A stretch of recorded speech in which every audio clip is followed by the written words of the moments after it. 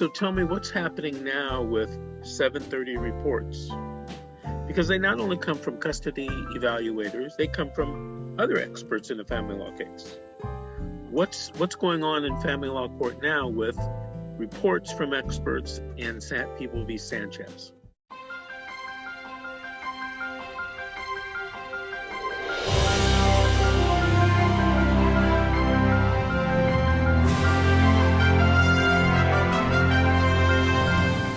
Here's a topic that was all the rage a few years ago.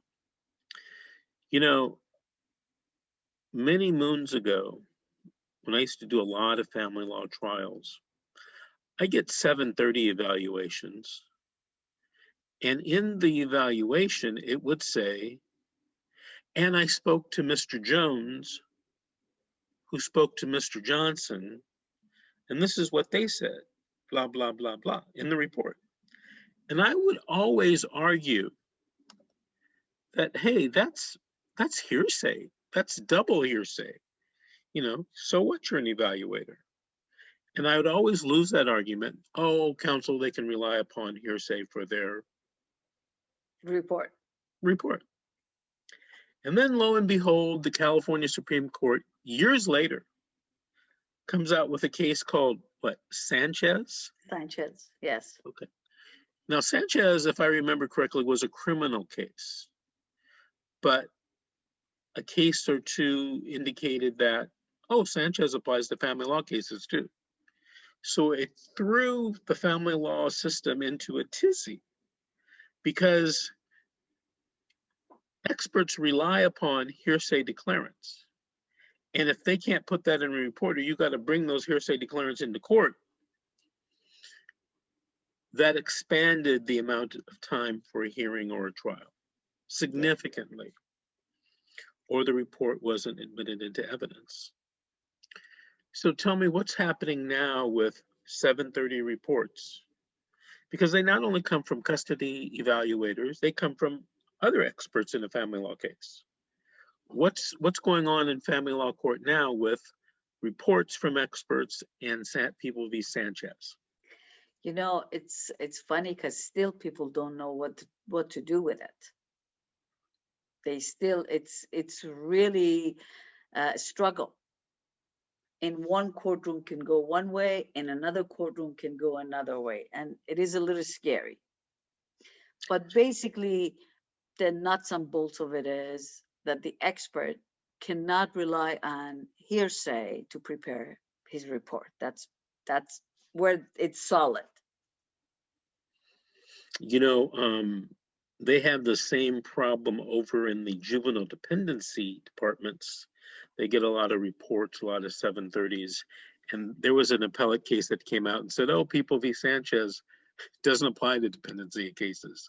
So don't worry, we won't go down that route, down that rabbit hole, that deep black rabbit hole. It just doesn't apply.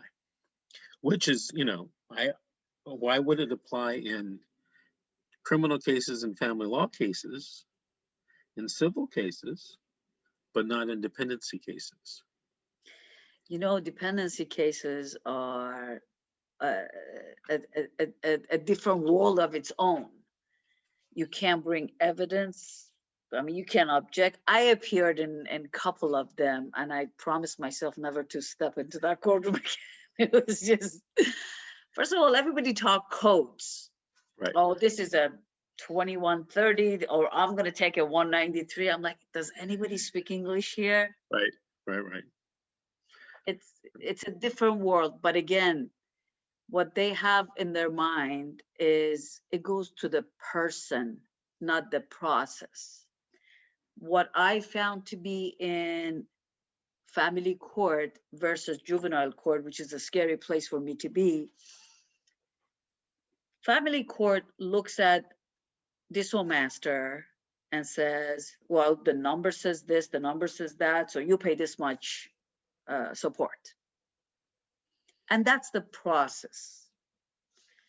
Where it's, again, my personal feeling, where in juvenile court, the court says, there was a black mark on this child's body.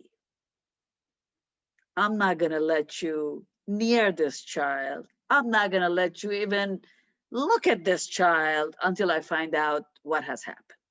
Mhm.